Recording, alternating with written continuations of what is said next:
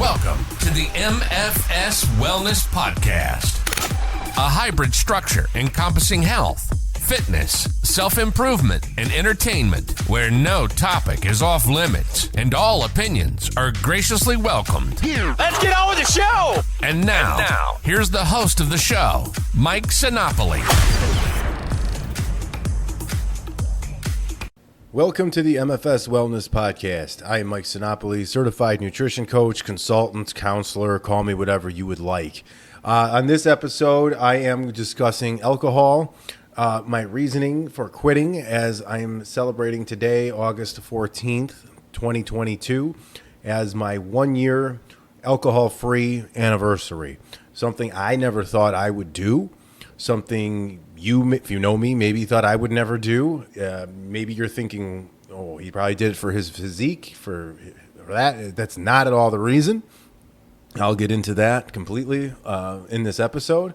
I'm also going to sort of discuss how to manage alcohol and your body composition. And just because I no longer drink alcohol, it doesn't mean that I preach and shame or any of that towards those that do.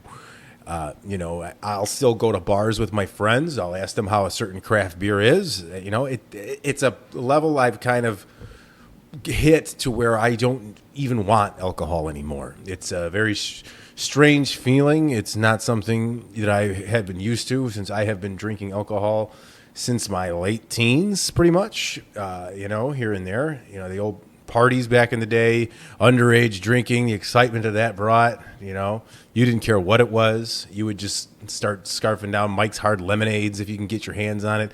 You're underage. So we would just pound wild turkey and random bottles of whiskey that we would have in our parents' house that we would find. And it was gross. But, that's where it started. And then it kind of progresses on as you get older. You come legal age. You start meeting at bars. It's so socially acceptable. That's something that I'm going to start out by talking about, too, is the how socially acceptable it is in society to drink alcohol. It's glamorized. It's celebrated. It's actually a toxin. Now, I don't want to start off and sound like a lame shit, because I will to most of you.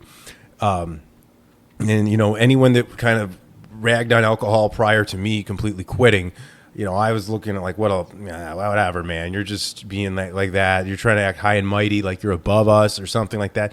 I really don't want to come off like this on this episode at all. I don't want to come off as if I'm above anybody because I have stopped drinking alcohol.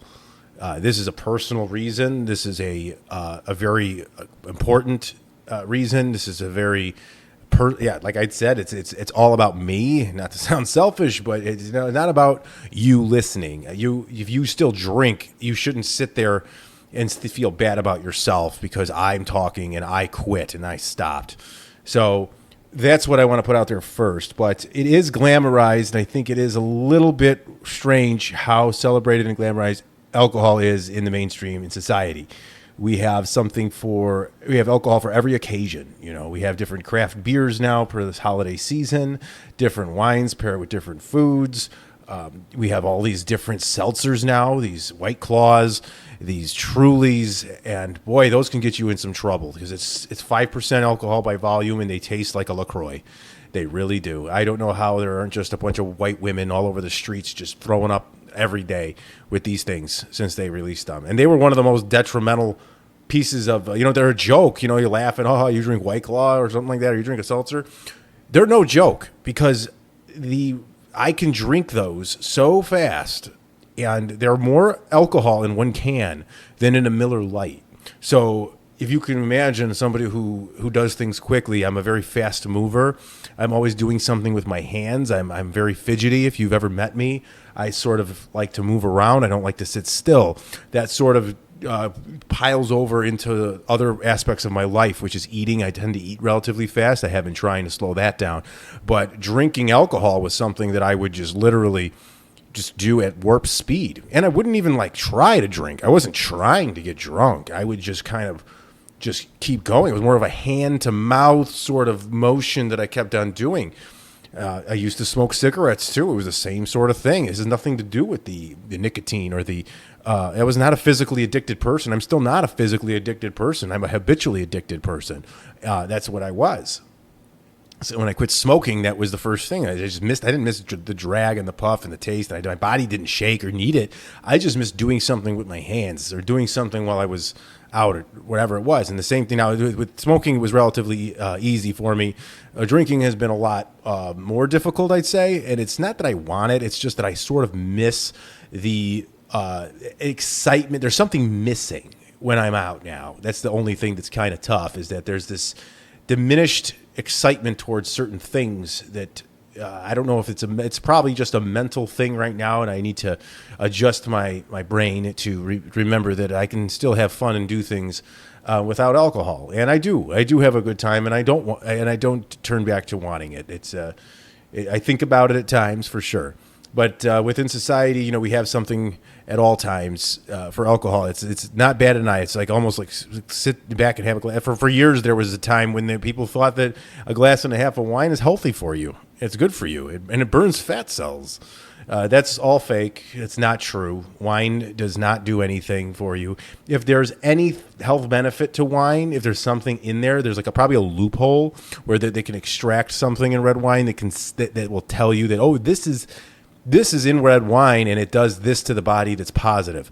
Well, there's also a thing called ethanol, which is alcohol, which is a pure toxin to the human body. It has no health benefit to it. So in my opinion, saying that drinking red wine is helping me lose weight and making my heart healthy is like saying that I ate vegetables because a double bacon cheeseburger that I just had a tomato and a piece of lettuce on it. That's kind of what I see it as, because you have to take in all this toxin in order to take this health benefit in, according to these studies that they do that end up on these phantom websites that end up being polluted by ads and crap. And how credible is that? It's just something for 40-something-year-old women to share back and forth on Facebook and say, see, we could have our wine, blah, blah, blah. You know how they go. So, again, not to shame that, but it's bullshit. It's just the truth. So that's one aspect of it. So to talk about how it's ingrained in society, it's like kind of how I talked about fast food, how it's just there. It's always it's accepted, it's sold, it's available. And then it's just the problem is that it's actually a toxin for people physically and mentally and emotionally. I do believe that when we say something along the lines of, well, at least if I go to this party or I'll go to this concert or this festival, it doesn't look like fun, but I'll just drink and I'll have fun. Well, I've learned that if you have to drink or be inebriated in some way to do something, you actually don't enjoy that. That's the alcohol masking the boredom and such. So you don't really like the activity. If you think of an activity that you do, you probably don't like it. And you're going to lie, and you're going to tell yourself that you're going to be in denial about it for a while, but you probably don't like it. If you can't do it without drinking and truly have a good time, you don't enjoy that. And you might learn that if you ever quit drinking and you start doing things that you used to do, you're going to start seeing that, oh, I don't think I really liked this. Or it could also stem to people as well. Like you might have these friends that you've had forever, and it's not so much that because they're drinking or whatever that you don't feel like you want to hang with them anymore or whatever it might be. But, it's more or less that, oh, wow, I really needed alcohol to salvage these relationships and keep these things going. It's a tough thing to see and deal with, and it's something you have to really sit back and talk to yourself about. So, that's another thing that I noticed. Basically, too, with society glamorizing it, I don't know. I sound like a crazy person. That's why it's so hard for me to get out. But it is really poison. It is a true poison. It severs relationships. It destroys people's insides. It doesn't let you be who you are. Even if you're not a destructive drunk. Like, okay, we see somebody who drinks too much. They start fights. They vandalize. They verbally abuse people. They become enraged. That's all a problem. But you know what? Even the other side of it's a problem. When you get drunk and you start hugging people, you're like, I love you, man. You're so cool. You're just my best friend. You start getting overly emotionally the other way through like love. And that's also fake. That's not real. You might even like see a video of yourself doing that or remember doing it. And then you wake up the next morning and you're just like, oh shit, did I really like say all that love stuff to that guy I met 3 times or that girl or whatever it was, or that buddy of mine that I really just hug him 9 times at the bar? Like, whoa, like that's not me. That's not who you are. It changes you. It's a completely different thing. And for me, I stopped drinking because I stopped feeling like I was having fun with it anymore. I started feeling as if I was medicating myself in some way. I felt like I was escaping something. And for me, it was an anxiety thing. I would drink because it took edges off of me. And unfortunately, I would go too far with it. And I drink too fast, like I mentioned before. And I'd been in some scenarios where I'd been responsible for my kids. And I probably was too drunk. And the last thing I really need to do is if something happens to my kids at a party or wherever I'm at or at home, is have to call an Uber or 911 or something. I can't take my kids somewhere because I'm drunk. Understandably, that's sometimes necessary given the scenario, but that would make me feel very worthless if that was the case, and irresponsible. And I'm supposed to be there for these kids as something to, something for them to trust and look up to. So if I inebriated that badly, that's not good. It was hard seltzers, straight tequila. These are things I would drink, wines, all of it. It didn't matter what it was. It's just all quantity. It's all about the amounts and the dosages and how fast you let it hit. So that's why I stopped, and I can't believe it's coming up on a year, or it is a year today, actually. 8/14, 2021 was my sobriety date for alcohol, and I'm proud of it. The struggles I'm having, mostly, like I sort of mentioned before, is that I sort of I'm missing something when I'm on certain social events. Usually when I first arrive at an event or something, like I'll get to an area where it's a patio, sun's out, it's jam-packed, people are out, they got their beers or wines or whatever it is, and it's that initial walk-in that is like, oh, I really wish it's that habitually I want that drink when I walk in. I want that first cocktail.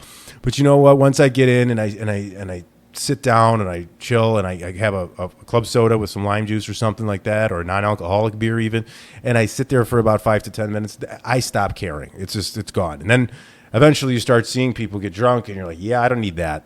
I don't need to be that anymore. So that's me. And, if some people control it better, obviously, and I felt like I was losing my control with it, quantity-wise, and, maybe a little denial in my own self because I was not really realizing it was a problem for me.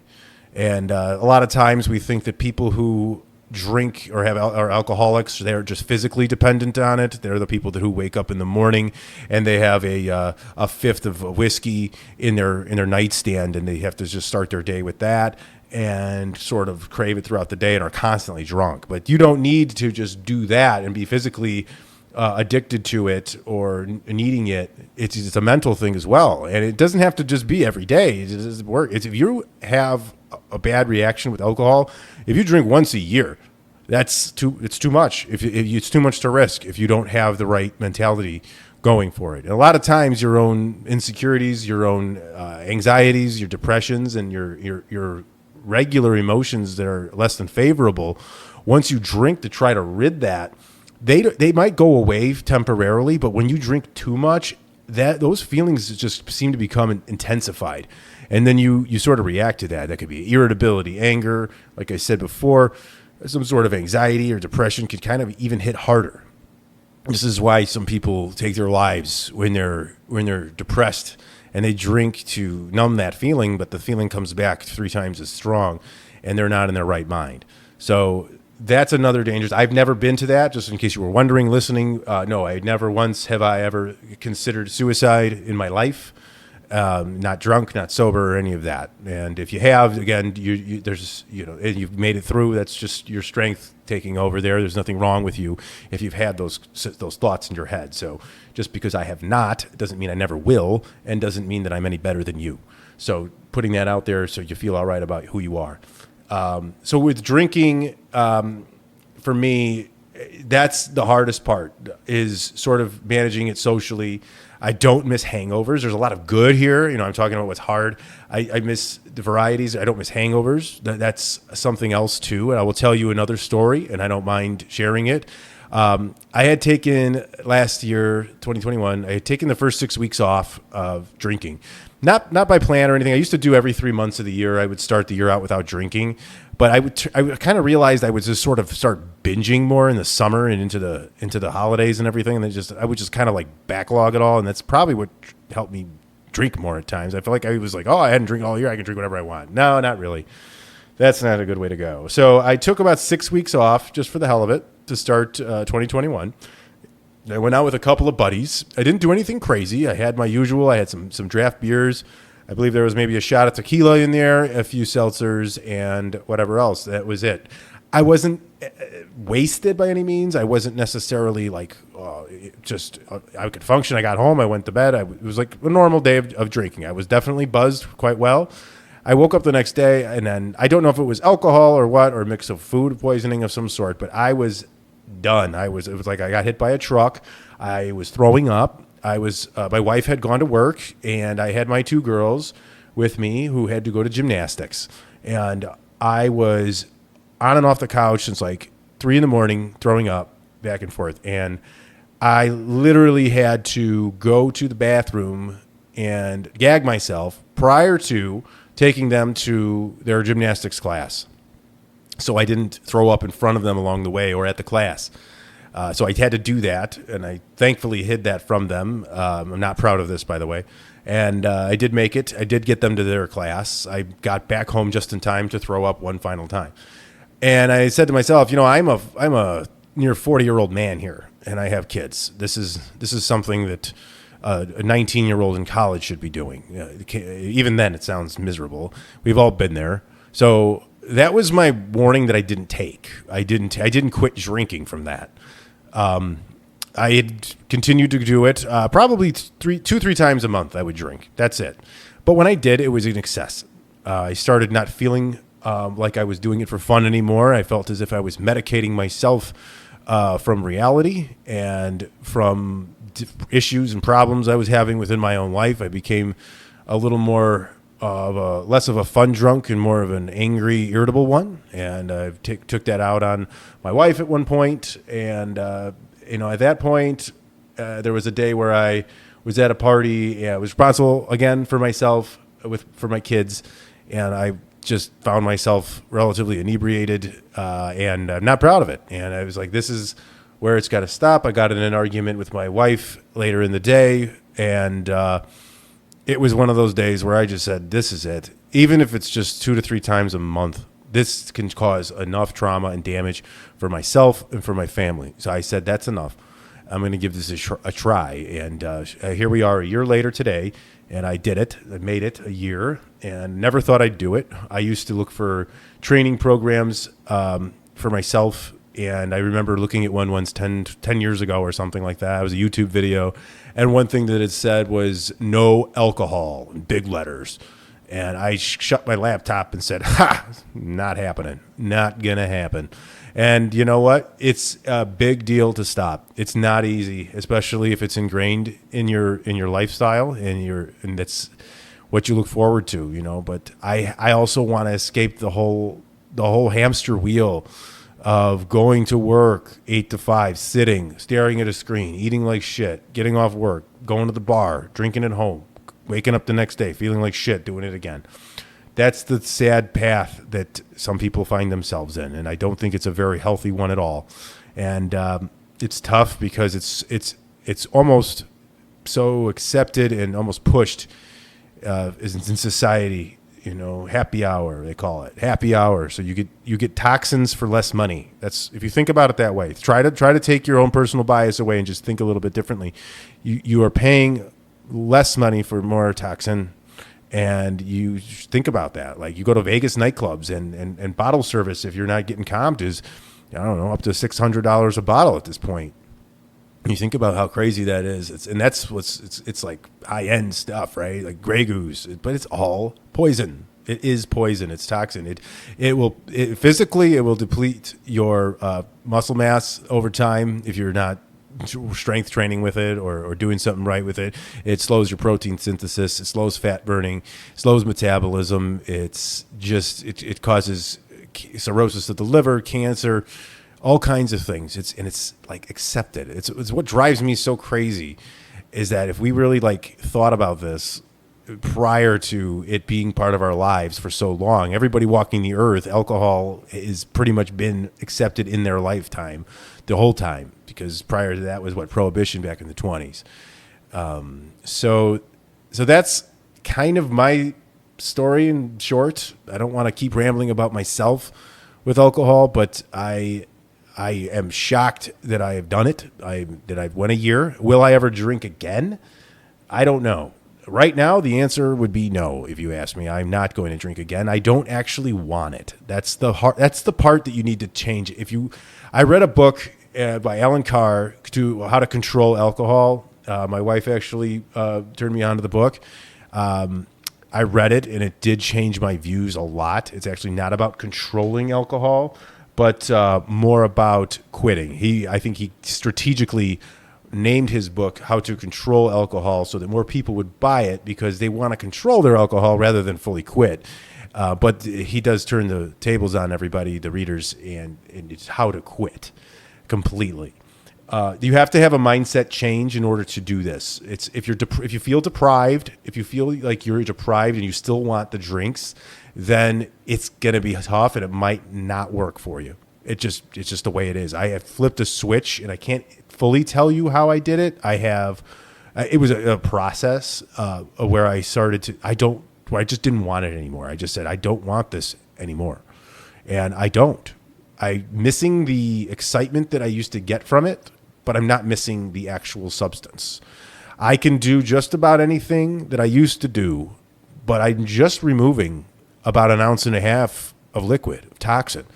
I can still drink non-alcoholic drinks. I can go to concerts. I can go to dinners. I can go on vacations.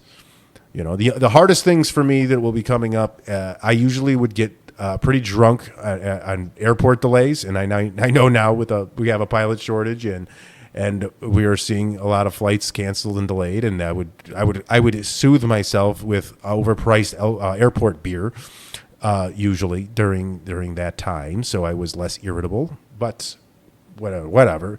I'll have to manage that when I get there. I'll probably have a tough time traveling overseas, going to Europe, wine and beer, and sampling local taps and wineries and stuff was always a big thing for those types of trips. And who knows? We can maybe still go and do it, and we just don't drink. I don't know. It doesn't sound fun to most of you, I'm sure. In some cases, it still doesn't sound very fun to me. So I get it, but I just feel as if I've crossed this plateau here, this plane or whatever you call it, at this 1 year milestone, and I don't know if I really want to go back towards it. I really don't.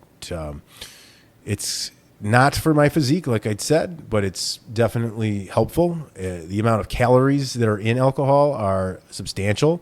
When you count your macros with alcohol, you have to factor in carbs and fat. It's a very confusing thing. I don't think I'm going to actually try to explain it here on the podcast because I don't even factor alcohol into my clients' plans. I don't think it's worth doing. I think we should just say, okay, if I'm drinking, I'm accepting the fact that I'm taking on added calories, I'm taking in the toxin, I'm accepting the results and my body as it is with alcohol involved. That's what I do. That's what I would do for drinking going forward, because you're not gonna do it, especially if you binge drink. It's not gonna catch up. You just got to take it as a loss. You don't want to be sacrificing food for toxin. So if you have a 2,000 calorie diet and you want to drink in excess and binge, and you want to save 1,000 calories for beer and eat 1,000 calories, it's not going to work for you. It's just not going to be good. You're going to end up starving at the end of the night anyways, and your inhibitions get lower. You end up at Taco Bell. I've done it before. You say you're not going to do it, you do it.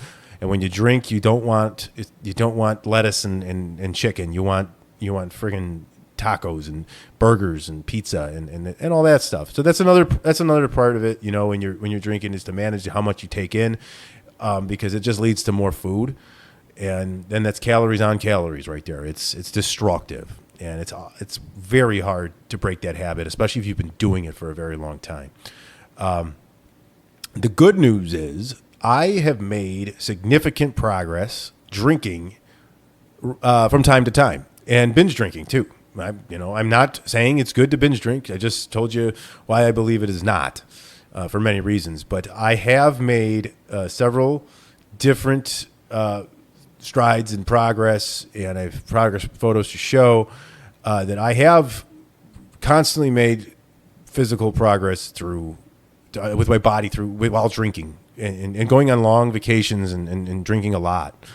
So you can make progress. It's just going to slow it down significantly. That's all right if that's something that you want to do. So it can be done, but it's not going to help, and it's going to be something you're going to need to address when you want to break a plateau. And that what I'm saying is I would drink probably on average one time a week, and I would drink a few cocktails, several, to be honest with you, if I am going to be accurate, like I've been telling you.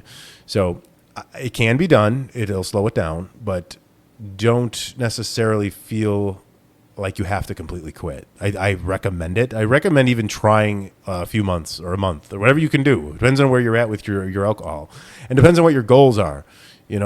I don't think if you're going to quit drinking for your physical being, for your body composition, and for looks, I don't think it's going to last for your life. I think you have to find a deeper, more personal reason to stop drinking, which I did.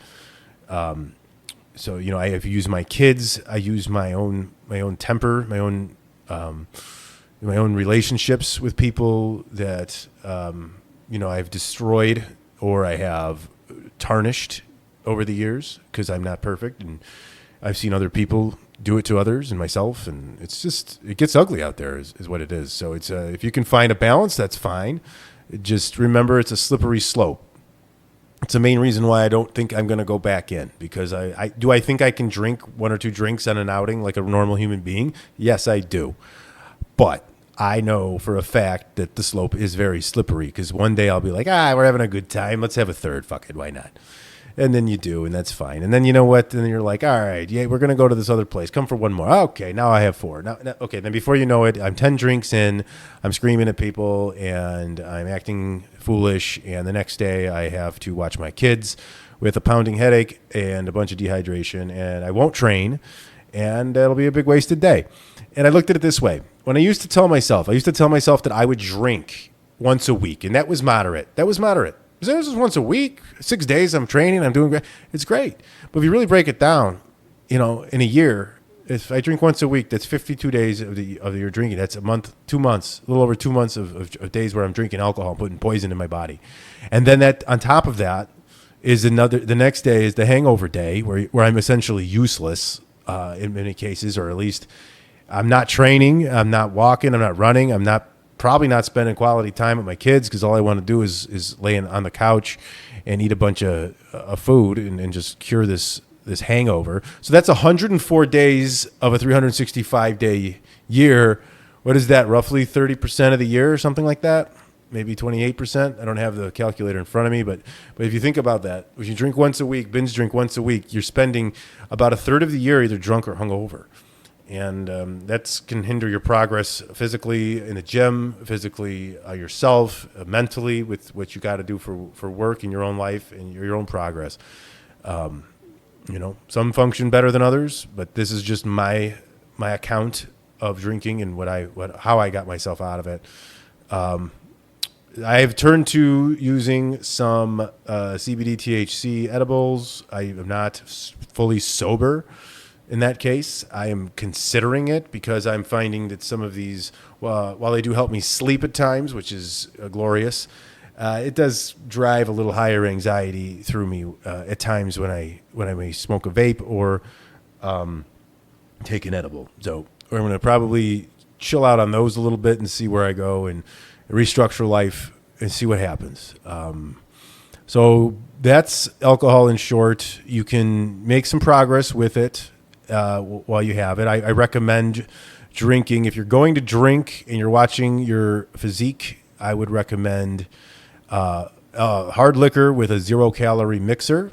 That's probably your best bet. That's like a vodka soda or a Bacardi and Diet, something like that.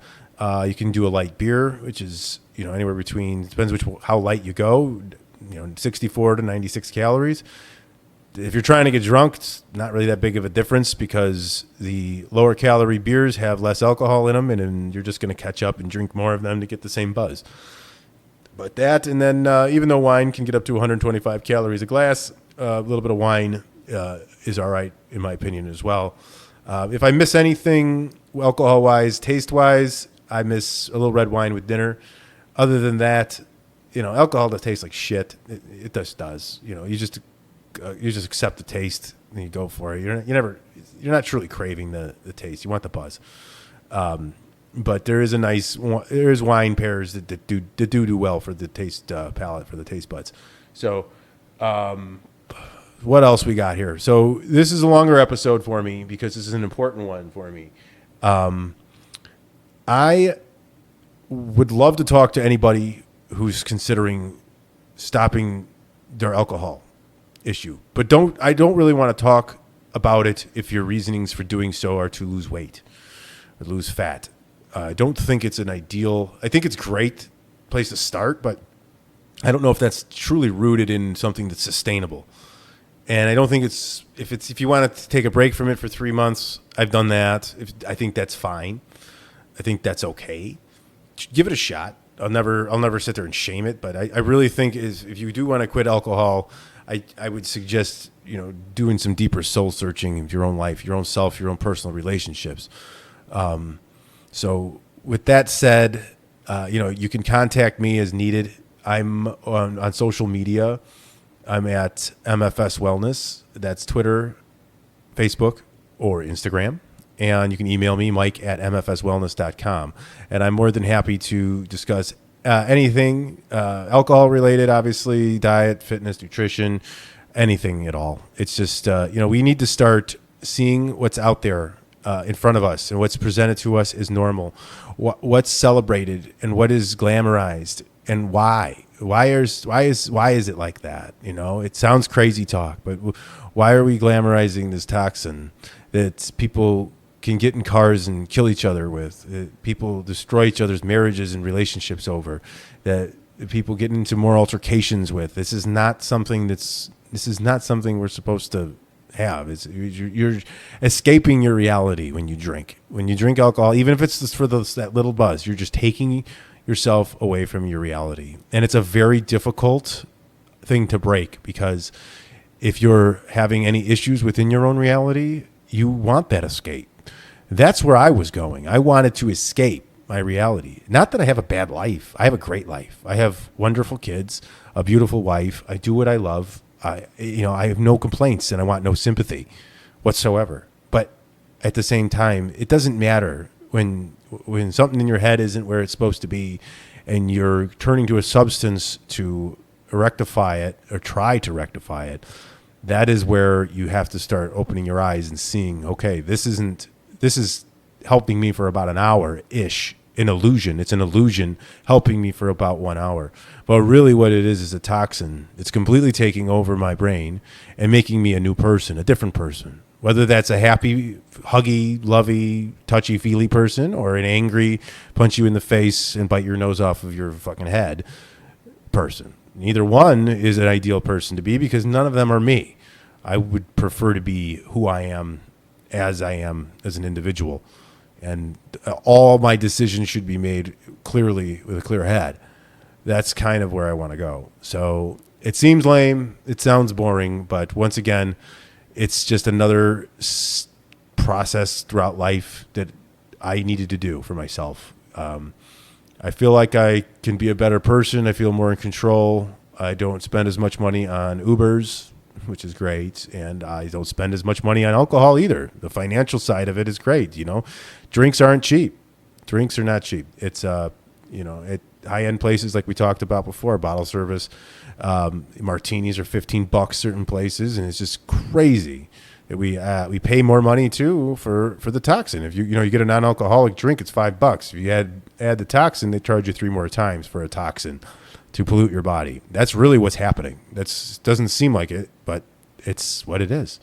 So that being said, I'm going to sign off here and appreciate everybody who listened to my story here. And I just gave you all the handles on how to reach me and my email address. But per usual, don't hesitate. I'm always happy to talk, whether it's regarding really anything. So I'm a very open person, very understanding. I have my opinions. I have very strong ones, but I also like to listen and try to understand people from the other side of different things.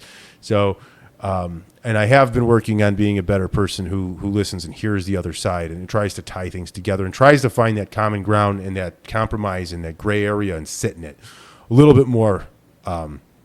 Again, not perfect there. Definitely have some stronger views than others, but I am trying to become more of a even-keeled type guy to deal with and talk to. So anyways, that's it for today, and I will see you on the next episode.